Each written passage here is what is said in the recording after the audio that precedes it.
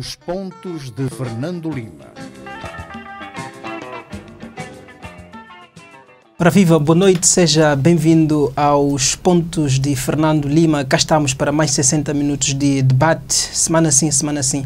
Aqui passamos em revista, portanto, os principais acontecimentos da semana e não fugimos à regra. Uma semana particularmente marcada pela notícia, tanto da morte do antigo combatente, o nacionalista Marcelino dos Santos, um assunto que vai dominar aqui o nosso programa. Mas antes, saúdo Fernando Lima. Boa noite. Escolheu como fato da semana esta declaração final da União Europeia sobre as eleições do ano passado. Exatamente, Armando. Eu estou a dar ênfase a esta declaração da União Europeia pela contundência e pelo manancial de factos que trouxe em relação às eleições de outubro. Não é que haja novas revelações, todos sabemos o que aconteceu, do nível de fraude, de alteração dos resultados. O que é pouco habitual é uma organização multilateral e uma organização que tem laços de cooperação muito estreitos com Moçambique se ter preocupado com este tipo de detalhes em relação a todo o processo eleitoral, nomeadamente em relação às irregularidades verificadas no recenseamento, no processo de votação e também em relação à própria forma como as instituições lidaram com estas irregularidades.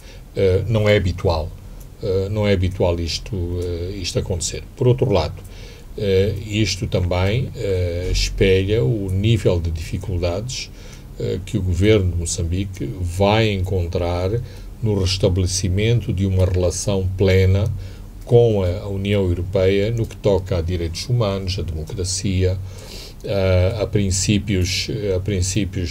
respeito pelos princípios constitucionais, muito embora a União Europeia, apesar de não haver este apoio direto ao orçamento, já apoia noutros programas de nível bilateral a cooperação com Moçambique, que nunca deixou de existir. Mas eu acho, repito e sublinho, é muito importante uma análise profunda a este documento produzido pela União Europeia sobre o que se passou em outubro durante as eleições gerais de Moçambique. Muito bem, vamos avançar para os temas para esta noite, numa altura em que o país está a cumprir este luto de 7 dias pelo desaparecimento físico de Marcelino dos Santos. Marcelino dos Santos, que a caminho dos 91 anos perdeu a vida esta terça-feira, e 24 horas depois, na quarta-feira, numa sessão extraordinária do Conselho de Ministros, foi decretado este luto nacional de 7 dias, com efeitos a partir da quinta-feira. Ainda nessa sessão, o Conselho de Ministros decidiu realizar um funeral de Estado a 19 de fevereiro, já a próxima quarta-feira, que será antecedido por um velório a 18 de fevereiro, na terça-feira. Lima, como é que recebeu esta notícia sobre a morte de Marcelino? Bem, penso que, como uma grande parte dos moçambicanos, e ninguém é eterno neste país e no mundo, fiquei triste, fiquei constrangido, porque tive a oportunidade de privar com Marcelino dos Santos, de o conhecer de perto. Portanto, não me é indiferente a morte de Marcelino dos Santos. Agora, em relação ao seu perfil e ao seu legado, também tenho as minhas opiniões muito pessoais, valem o que valem, mas são as minhas opiniões. O papel de Marcelino dos Santos na causa do país, na libertação do país e até no nacionalismo africano, sobretudo na África de expressão portuguesa, é indiscutível, mas para além do que a história oficial nos dá a conhecer, Marcelino dos Santos foi também uma figura controversa. Muito controversa, como referenciaste na introdução deste tema. deste tema, é incontornável o papel de Marcelino como um grande nacionalista africano. Eu conheci várias personalidades africanas pela mão de Marcelino dos Santos, ou seja, foi com Marcelino dos Santos que eu cheguei à fala com Mário de Andrade, com Lúcio Lara, com Ico Carreira, e, portanto, isto significa que Marcelino era um íntimo destas pessoas. Claro que não encontrei nem Agostinho Neto, nem Amílcar Cabral, mas eram outras personalidades que trabalharam e privaram com Marcelino dos Santos na causa da libertação africana. O Marcelino teve um papel importante na própria formação da Frelimo, no movimento de libertação, um movimento de libertação que teve os seus altos e baixos, e em todas estas crises Marcelino esteve lá muito perto, esteve sempre por dentro das grandes questões com que a Frelimo se teve que confrontar até ao golpe de Estado de 25 de abril de 1974 e depois da independência em junho de 1975.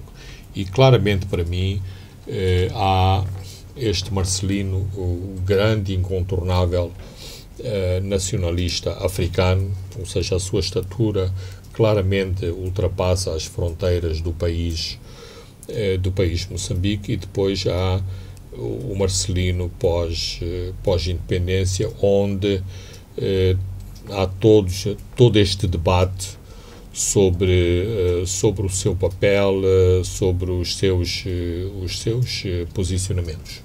Bom, várias reações estão a acontecer, vão continuar a acontecer. Chamou-me a atenção esta reação de Davis Simango, que endereçou as suas condolências à família Marcelino, mas ele não se esqueceu do passado.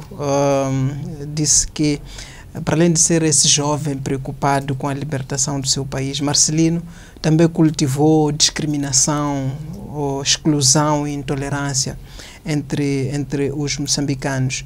Soou como se Davis Simango Lima estivesse a dizer que, ou a lembrar que Marcelino dos Santos foi uma peça-chave nas guerras étnicas que terminaram com a morte de Urias Simango.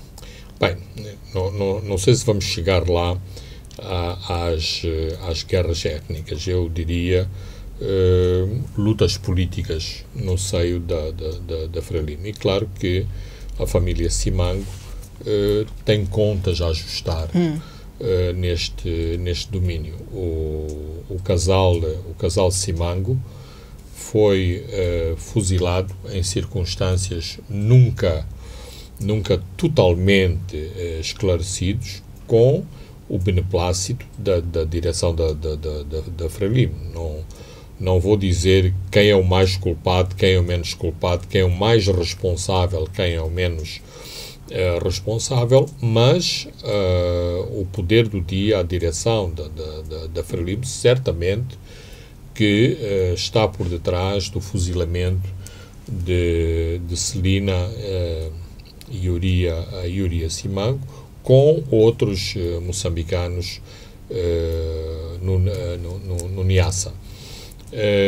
Não é só isto no tangente aos filhos de Urias Simango, o Lutero e o Davis, mas há muitas outras questões. Eu salientaria esta faceta de Marcelino dos Santos de se manter, digamos, fiel aos seus ideais do socialismo, muito embora também este socialismo teríamos que questionar e saber que tipo de socialismo era este, se era realizável, se não era realizável, onde é que foi implementado, onde é que não foi implementado, qual seria o modelo, enfim.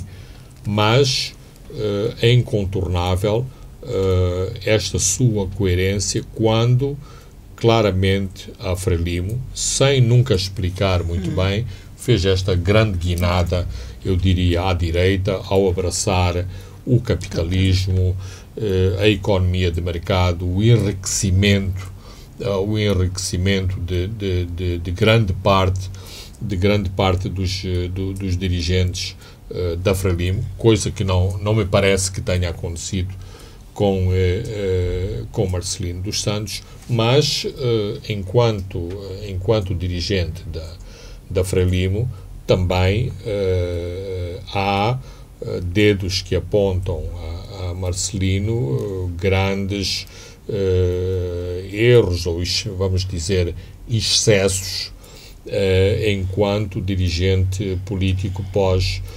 pós-independência. Eu penso que o seu afastamento do governo não foi uma questão inocente. Penso que milhares e milhares de pessoas em Sofala e, mais concretamente, na cidade da Beira, não têm boas recordações da passagem de Marcelino dos Santos pela província de Sofala. Ou seja,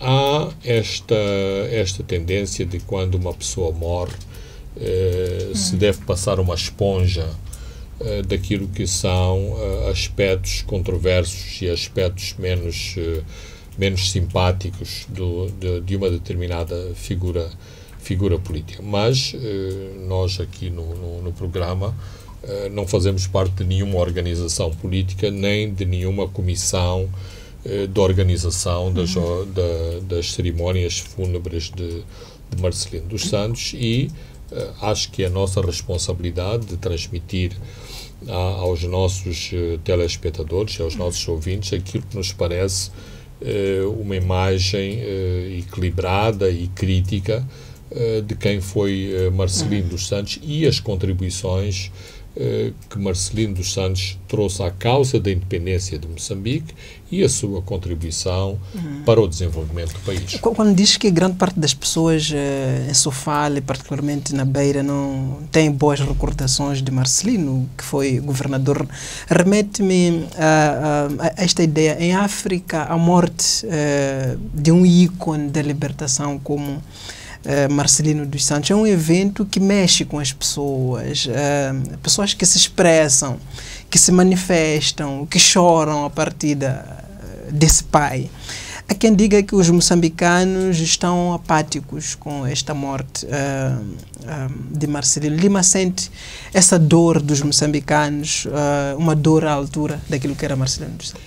Bem, assim, eu sou suspeito nesse aspecto, porque tiveste este nível de proximidade com Marcelino dos Santos, portanto não sou aquele moçambicano da rua que vê um pouco as coisas do lado de fora, e portanto há todo um lado emocional que mexe comigo em relação a esta questão, mas percebo o alcance da pergunta.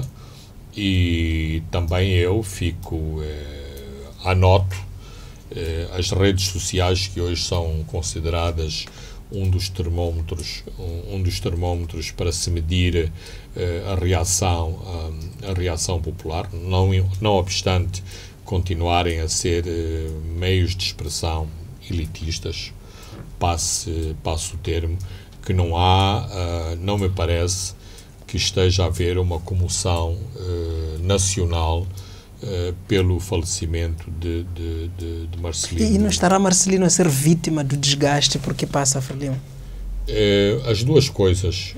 Penso que ele, tal como a Frelimo, sofre este desgaste, mas digamos que a figura de Marcelino dos Santos foi muitas vezes muito injustamente vergastada ao longo dos últimos anos como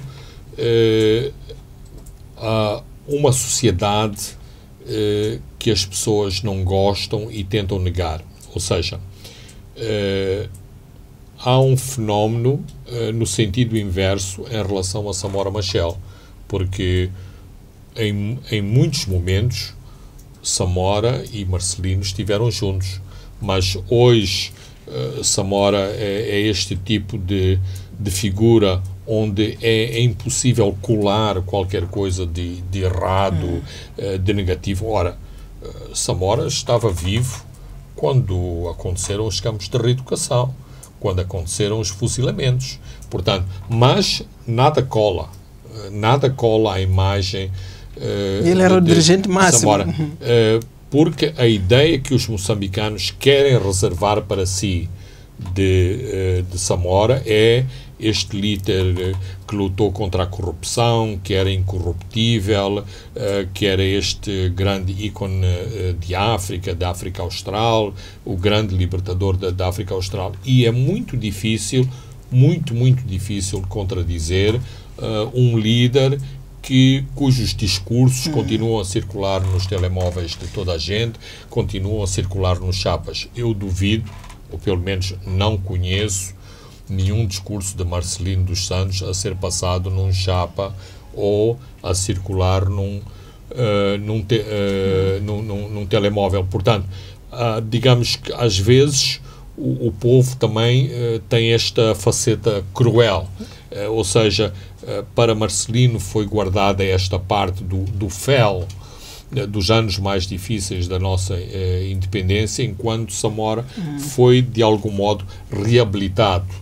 E hoje é este ícone popular que, para qualquer coisa de errado que acontece em Moçambique, vai-se buscar o ícone Samora para dizer, se o Samora estivesse vivo, isto nunca aconteceria. Agora, essa é a questão que também temos a responsabilidade de equacionar. Samora era uma pessoa de carne e osso, com as suas qualidades, os seus defeitos, e numa determinada fase de Moçambique, ele também é o responsável de todas, incluindo dos excessos que foram cometidos nessa altura. Mas digamos que a parte negativa dos excessos e das coisas que não correram bem numa fase inicial do país, é preciso não esquecer o fenómeno da guerra,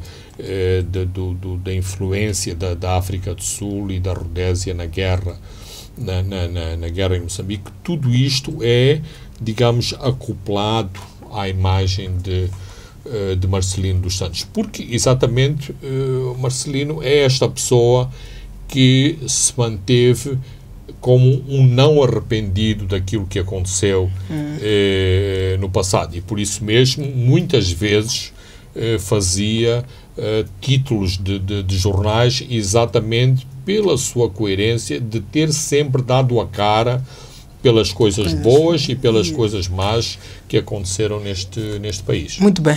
Certamente que a história deste país terá de ser reescrita ainda. Este é um assunto, Lima, que continuaremos a acompanhar ao longo da semana, e quando cá estivermos a próxima semana, certamente que novos dados, novos desenvolvimentos estarão na mesa para análise. Vamos já avançar para outro assunto que escolhemos para o programa de hoje, que tem a ver com esta desistência, pelo menos oficialmente, da Procuradoria-Geral da República, que cerca de 4 meses depois de ter entrado nesta batalha judicial na África do Sul, que nos custou pelo menos 100 milhões de meticais, para ver se conseguia extraditar Manuel Chang para Maputo, retira-se desta luta, como digo, pelo menos oficialmente. O que é que lhe parece esta posição da PGR?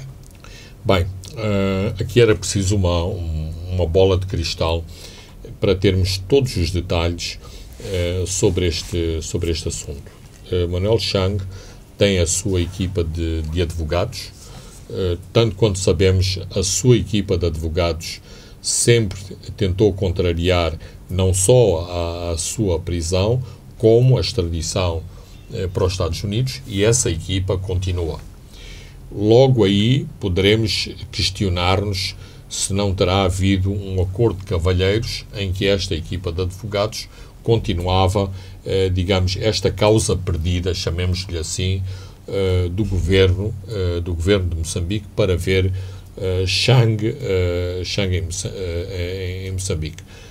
O envolvimento do governo de Moçambique, neste caso, quanto a mim, foi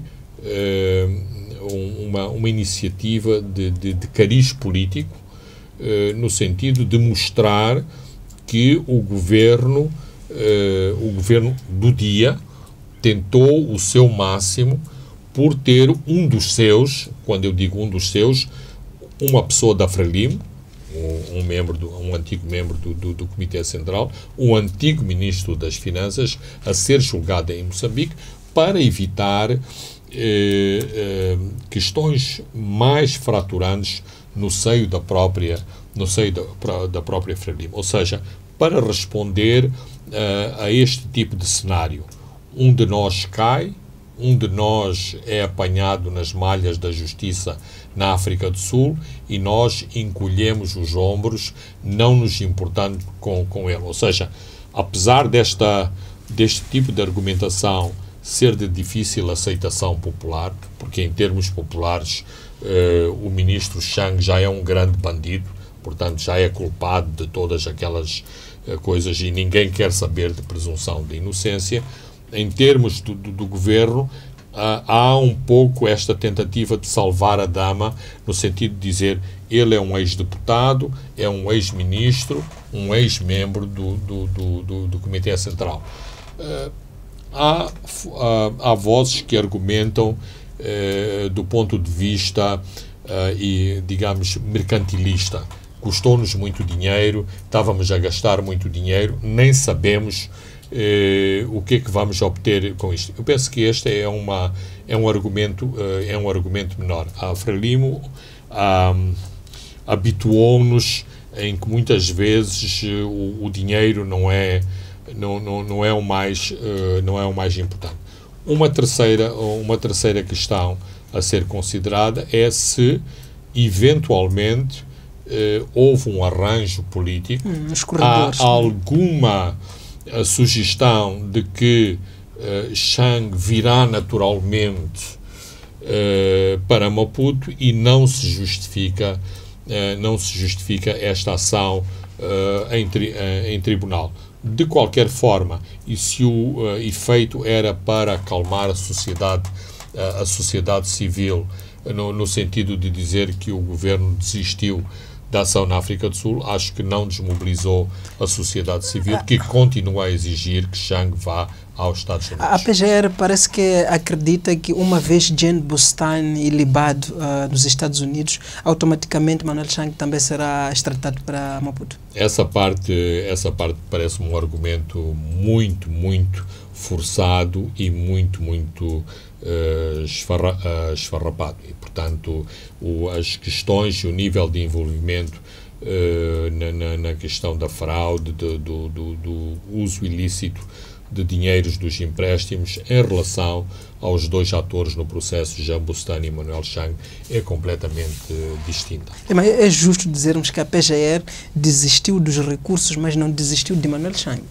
Não, de modo algum, e aí a PGR tem um argumento de peso e de fundo importante, que é a recuperação dos ativos.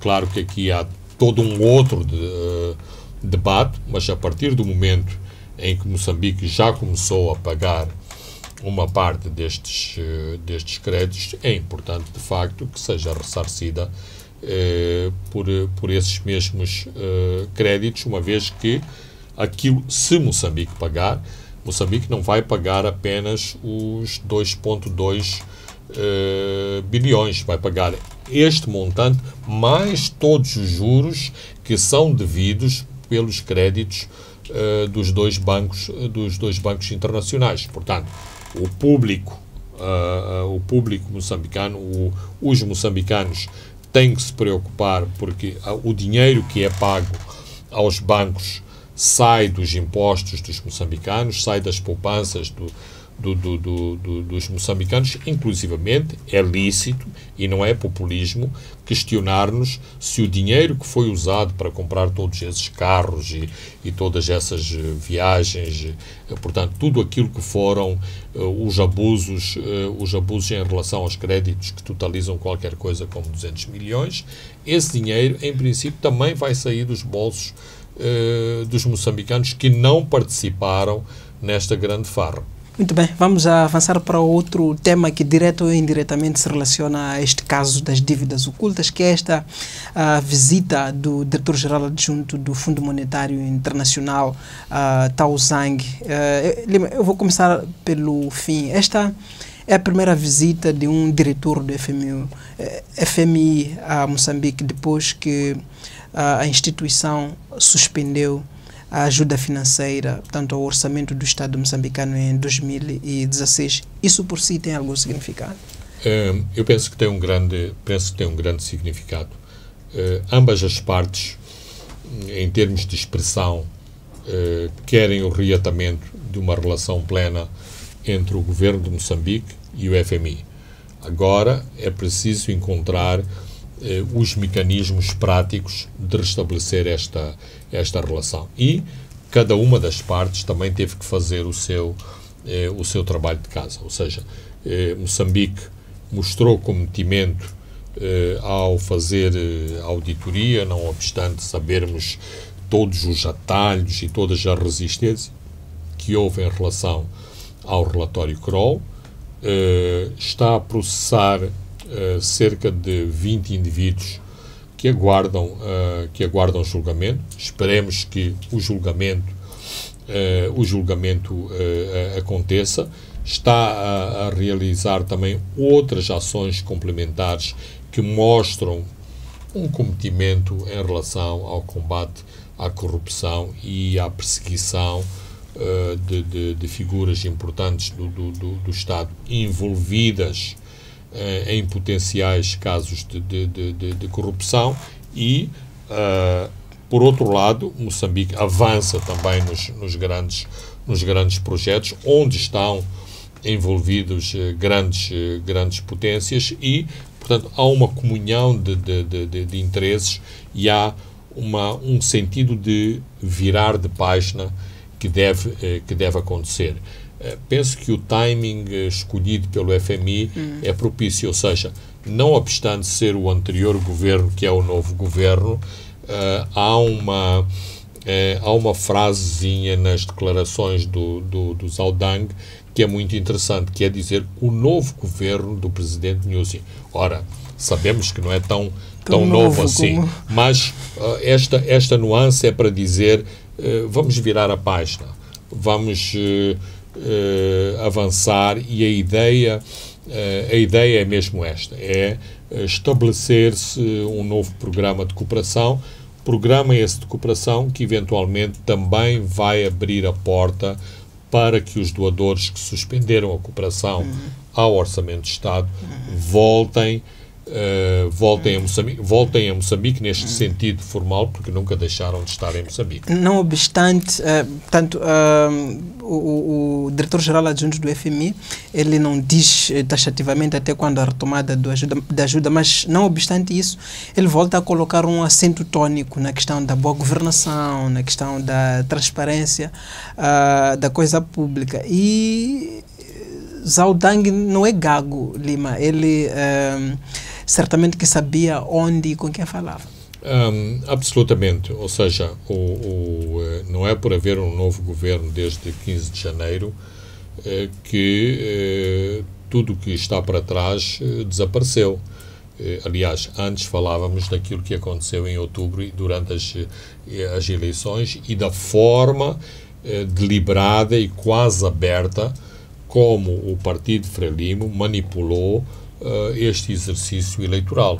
Ora, as pessoas que estão no FMI também acompanham estes processos e sabem daquilo que o governo é capaz. Aliás, digamos que esta grande zanga entre o FMI e o governo de Moçambique aconteceu depois que o FMI achou que Moçambique abusou demasiado das boas intenções, abrir aspas, fechar aspas, do FMI em relação aos tetos da contração de créditos não concessionais na banca internacional. Muito bem, vamos ao nosso intervalo. Assim, caro ouvinte e telespectador, não saia daí, porque nós voltamos na segunda parte. A mais, até já. Estamos de volta para a segunda e última parte do programa. Vamos continuar a olhar os grandes assuntos que marcaram a semana. Uma semana em que os munícipes de Maputo, Matola e Boane foram colhidos de surpresa no sábado, no caso específico, com a queda da estrutura metálica que suporta a tubagem que é responsável pelo transporte de água para os centros distribuidores, o que está a criar um autêntico caos na região do Grande Maputo. Lima, é normal que uma infraestrutura tão fundamental como aquela chegue ao ponto de tombar quando há entidades que têm a obrigação de velar pela sua manutenção? Armando, claro que não é normal. Claro que não é normal, e eu penso, e eu espero que primeiro a tal de comissão produza, que está a investigar o que aconteceu, produza resultados. E não só produza resultados, como eventuais responsáveis por aquilo que aconteceu sejam sancionados por aquilo que aconteceu. E vejamos, aquilo que aconteceu aqui nos arredores de Maputo, em Campoane, com a queda da estrutura, com, portanto, também o desmantelamento da própria conduta, destapou outro problema que não tínhamos conhecimento. Ou seja,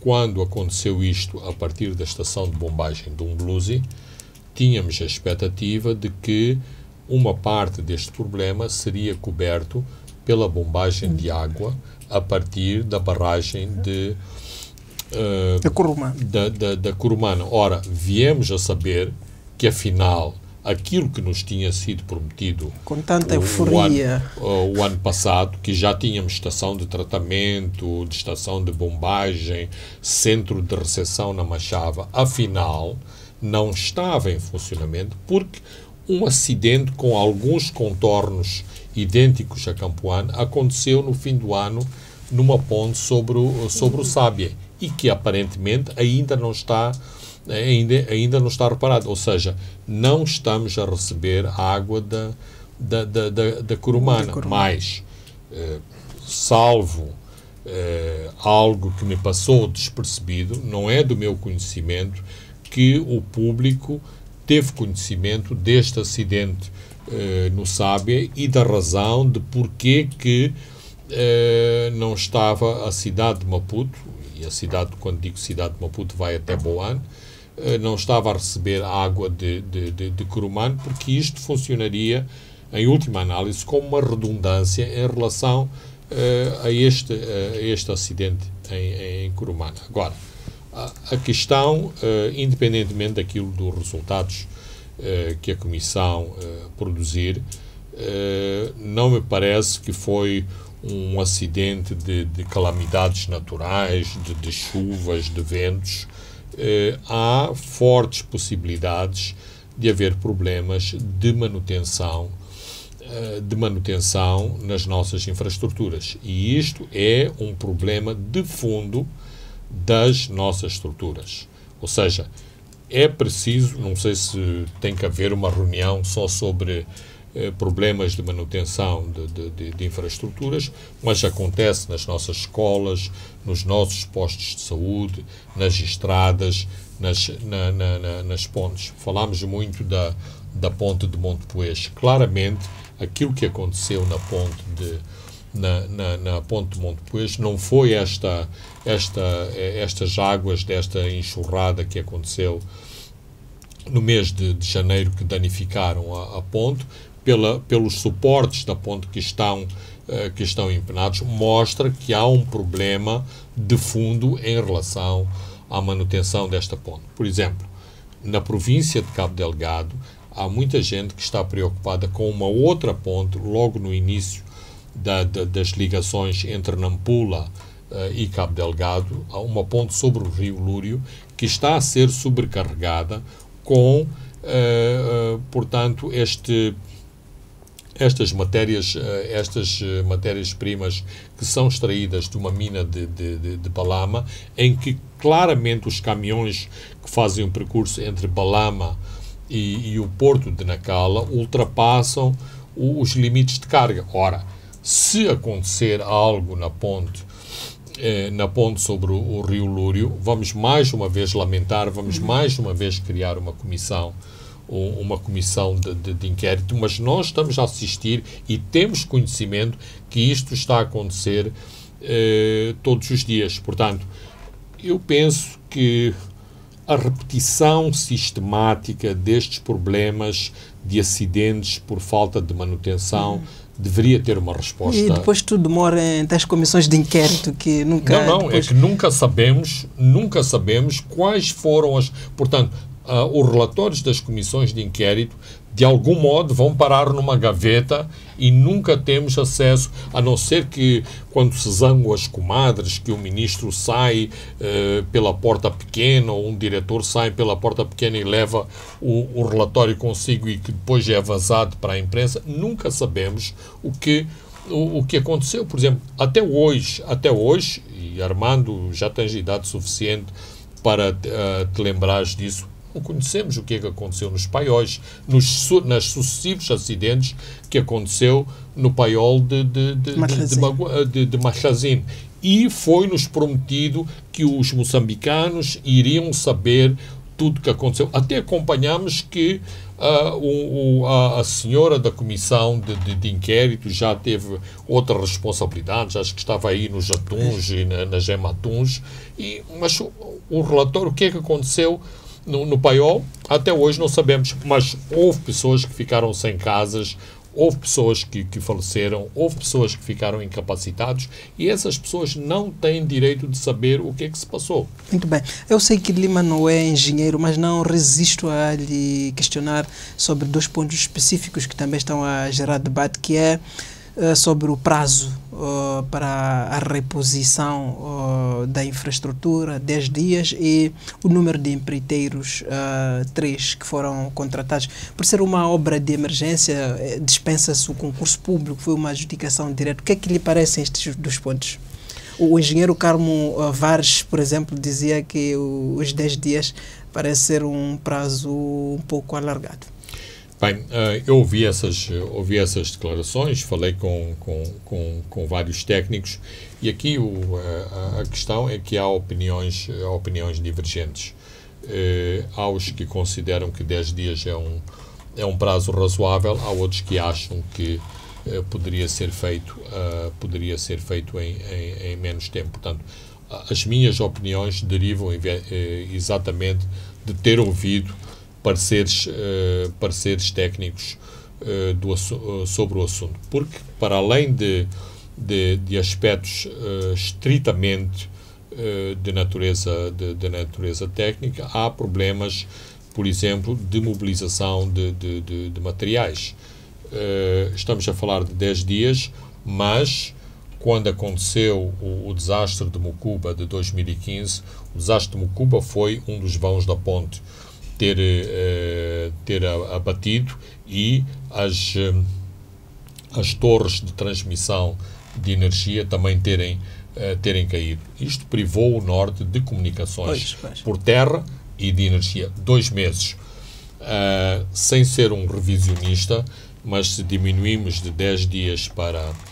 De 2 meses para 10 dias, se calhar é um avanço. E há críticas que foram feitas em relação ao Cuba, nomeadamente porque que meios pesados não foram mobilizados para Mucuba para resolver o problema, assim como naquilo que aconteceu em Montepuez, não sobre a ponte, mas também, mais uma vez, sobre as torres de energia que caíram, porque que não foram mobilizados outros meios para resolver o problema da energia numa província que agora tem todas estas atenções importantes por causa dos grandes projetos. E aqui há um problema meio embaraçoso que tem, digamos, também um peso político, que é, se acontece algo que envolve a cidade de Maputo e a cidade capital, há toda uma grande mobilização de meios. Se algo acontece em Mucuba e acontece em Cabo Delgado, como há esta distância em relação aos centros de poder, há muito menos capacidade de resposta, ou a capacidade de resposta é muito menor e é muito mais lenta. Não obstante, é preciso fazer aqui uma vírgulazinha, e acho que o Ministro das Obras Públicas teve a sua estrelinha de sorte.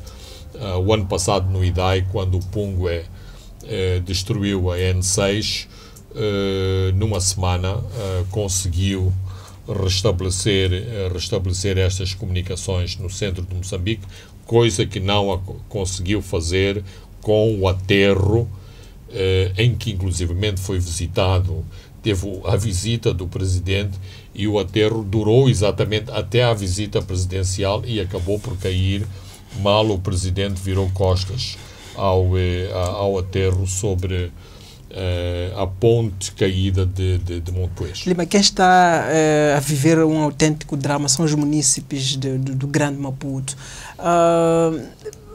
Uma capital do país e, portanto, todas as cidades satélites não deviam ter um sistema alternativo para o abastecimento de água? Faço esta pergunta porque em 2017, salvo erro, quando a região sul de Moçambique foi assolada por esta grande seca, o governo avançou com projetos de abertura de furos que era para suprir a crise. Que seriam esses furos eventualmente os que estariam a servir de alternativa. Faz sentido que o Grande Maputo não tenha um sistema alternativo de fornecimento de água? É um grande ponto de interrogação, e sempre que há uma crise chama-se à colação todo o programa dos furos. Mesmo nos últimos 2 anos, com a crise dos pequenos libombos, falou-se uma vez mais dos sistemas de furos, e também de outra questão que as pessoas não tocam muito, que é, em algum momento, o desenvolvimento de uma rede alternativa a partir de fornecedores privados de água.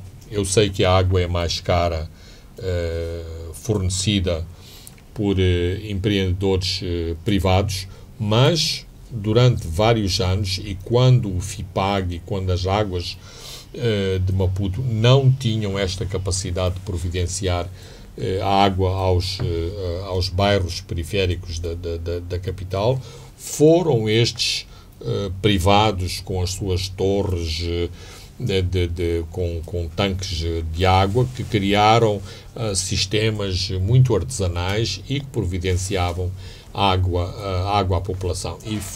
E houve quase como um banimento desta iniciativa privada em relação ao fornecimento de água. Então, independentemente de Curumana poder ser uma alternativa, independentemente de estar a caminho a barragem de Moamba Major, é preciso olharmos com mais atenção e mais responsabilidade a estes sistemas alternativos de fornecimento de água. E me parece que houve e está a haver um negligenciar do papel importante que os privados podem jogar no abastecimento e, sobretudo, nesta miragem que são os sistemas de furos de água, porque, dizem-me os técnicos, nunca houve seriedade na abordagem deste assunto dos furos de água. Muito bem. Outro tema também relacionado com este tem a ver com a chuva. Voltou a chover e Maputo e Matola de novo entraram em caos. Vias inundadas, casas alagadas e por aí. Lima, é como se as chuvas nos dissessem que somos incompetentes em matérias de planeamento urbano. Não, nós não somos incompetentes, mas temos medo de tomar decisões de fundo que eventualmente roubam votos ao Partido Frelimo. Claramente, milhares de famílias moçambicanas vivem em sítios que nunca deveriam ter estabelecido esse local como seu local de residência. Nós sabemos que o atual edil de Maputo foi chamado ao partido para ser criticado por determinadas ações que tentavam resolver este problema das pessoas viverem no local impróprio. Também sabemos de como as orelhas do edil Calixto Coça devem estar quentes de tanto serem exorzidas por estruturas do partido e por um certo ministério do governo central, exatamente porque o Calixto Coça teve a coragem de, às vezes com a lei debaixo do braço, outras vezes nem tanto com a lei debaixo do braço, mas com as máquinas atrás, mas teve a coragem de dizer: aqui é para passar água, não é para ter armazém, não é para ter casa. Mas muitas vezes, mas não é só, né?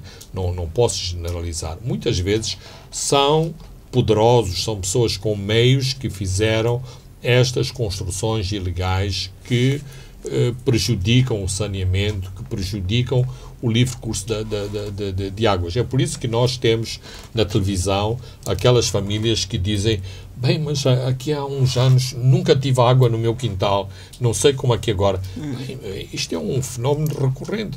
Se eu faço um armazém, se compro aterro, se compro entulho, seja em Maputo, seja na Beira, seja em Climane, a questão da inundação vai sempre sobrar para o mais pobre.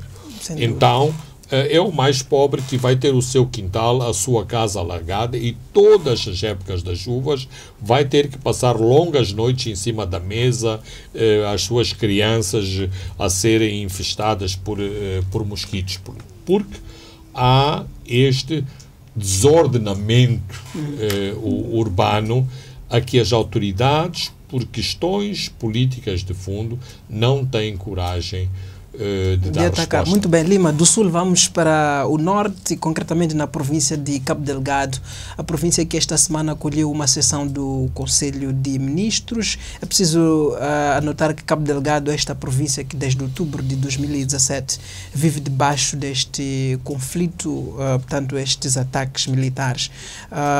Que mensagem, Lima, é que se extrai desta decisão do Presidente da República, portanto, de realizar o Conselho de Ministros em Cabo Delgado, em Pemba? Um dado interessante aqui é que no final deste Conselho de Ministros o governo disse que uma das medidas é que está a auscultar as comunidades sobre os ataques, o que um pouco se tornou viral nas redes sociais. Não sei qual é o ângulo, porque vou começar esta questão. O Conselho de Ministros, esta reunião do Governo Central, só peca por ser muito atrasada, este tipo de reunião. Não porque os ministros devem reunir na Beira, em Climane, em Cabo Delgado, até nem era mau que isto acontecesse, mas pelo significado político que uma reunião desta natureza tem. Ou seja, como disseste, auscultar as pessoas. Não trazer as receitas e as respostas de como abordar a violência na província, mas, de algum modo, recolher as narrativas locais sobre a violência, e nessas narrativas estou certo que também estão incluídas os relatos dos excessos que as forças de defesa e segurança cometem todos os dias nesta província e que não contribuem para resolver a situação de violência em Cabo Delgado. Portanto, em termos de ação e de mediatismo e imediatismo desta ação, foi uma boa decisão. Agora, se isto ficar por aqui, se ficarmos só por um efeito de relações públicas, nós não vamos a nenhum lado, porque isto não resolve os problemas, porque não estamos a ver ações consequentes, por exemplo, das Forças Armadas, das Forças de Lei e Ordem na província de Cabo Delgado. E em Cabo Delgado, os ataques não cessam, continua a situação muito difícil e agora somos referenciados fora. A União Africana já se pronunciou sobre o assunto. Armando, isto é o resultado da nossa falta de eficácia em lidar com o problema. Tu és uma pessoa privilegiada porque foste várias vezes a Cabo Delgado e deve estar recordado que numa fase inicial havia referências a arcos e flechas, a lanças da população que combatia, fazia patrulhas. Acabaram os arcos e flechas e as lanças, porque agora combate-se com a AK-47. E quando as AK-47 entraram em ação, a população não tem qualquer capacidade de resposta e de autodefesa em relação a este fenómeno. Ou seja, claramente a situação no terreno tem vindo a deteriorar-se, mas no princípio isto era um problema de alteração de lei e ordem numa zona circunscrita na província de Cabo Delgado. Hoje isto faz parte dos relatórios do Conselho de Segurança das Nações Unidas, de grupos especiais que analisam problemas de segurança internacional. A questão do Daesh, do Estado Islâmico, não é um assunto de Moçambique, é um assunto internacional e mais, temos esta dicotomia que enquanto em Moçambique falamos de malfeitores, em termos internacionais, fala-se de uma ação coordenada do Estado Islâmico, onde as ações contra Moçambique são controladas a partir de uma suposta província islâmica, cujo centro é a República Democrática do Congo. Portanto, inclusivamente em termos da narrativa, da perspectiva do governo, há uma tentativa de contornar determinados elementos fundamentais que explicam a violência em Cabo Delgado, nomeadamente a influência do fundamentalismo islâmico em relação a esta questão. Muito bem, Lima, estamos a caminhar para o fim, mas duas notas de rodapé para fechar. A primeira tem a ver, também está diretamente relacionada com este Conselho de Ministros em Pemba, tanto num comício do Presidente da República, depois, tanto no âmbito da visita a Cabo Delgado, o Ministro dos Transportes e Comunicações do governo do Presidente, que prometeu, portanto, um governo competente, claramente que apareceu, não conhecia as suas próprias atribuições. Como é que viu aquela intervenção algo patética do Ministro Jafar Abdullah? Bem, eu desejo a maior sorte ao novo Ministro dos Transportes, mas ele vai mesmo precisar de muita sorte para ultrapassar os 100 primeiros dias deste no governo. Tantas são as interrogações em relação à sua capacidade ou à sua incapacidade de estar à frente deste Ministério. Oxalá que o novo governo não esteja cheio de Jafares Abdullahs. Outra nota de rodapé tem a ver com este pronunciamento algo problemático do PCA, da Empresa Nacional de Parques de Ciência e Tecnologia, o Sr. Julião Kumbane. Julião Kumbane é um ferrenho militante do G40, o grupo criado para louvar a governação da Frelimo e hostilizar todos aqueles que pensam diferente. Esta semana apareceu nas redes sociais a defender medidas extralegais aos jornalistas que reportam sobre a insurgência em Cabo Delgado. Como é que acompanhou este? Bem, eu espero que na prática os jornalistas continuem a dar respostas muito concretas todos os dias ao Sr. Julião Kumbane, nomeadamente reportando com a tentativa de verdade que é possível no caso de Cabo Delgado, mas não ocultar aquilo que está a acontecer em Cabo Delgado. E depois, com outra ressalva, o Sr. Julião Cumbano é dono das suas próprias ideias e de expressar as suas ideias. Ele tem o seu pensamento, nós temos o nosso, eu tenho o meu próprio pensamento. Agora, o Sr. Cumbana não se pode abstrair que ele, de algum modo, pertence a um governo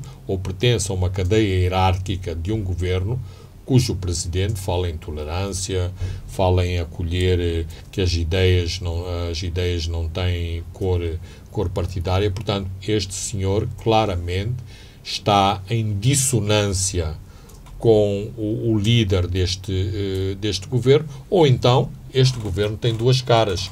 A segunda, quarta e sexta é pela tolerância e depois, à terça e quinta, entra o Julião Cumbana a invectivar contra os jornalistas e a pedir que as forças de segurança exerçam inclusivamente medidas extrajudiciais contra esses mesmos jornalistas e órgãos de informação. Simplesmente lamentável. Lima, o tempo não dá para mais. Uma última palavra, boas comemorações do 14 de fevereiro. Assim, caro ouvinte e telespectador, nós ficamos por aqui. Nosso próximo encontro daqui a 7 dias. Boa noite, até lá.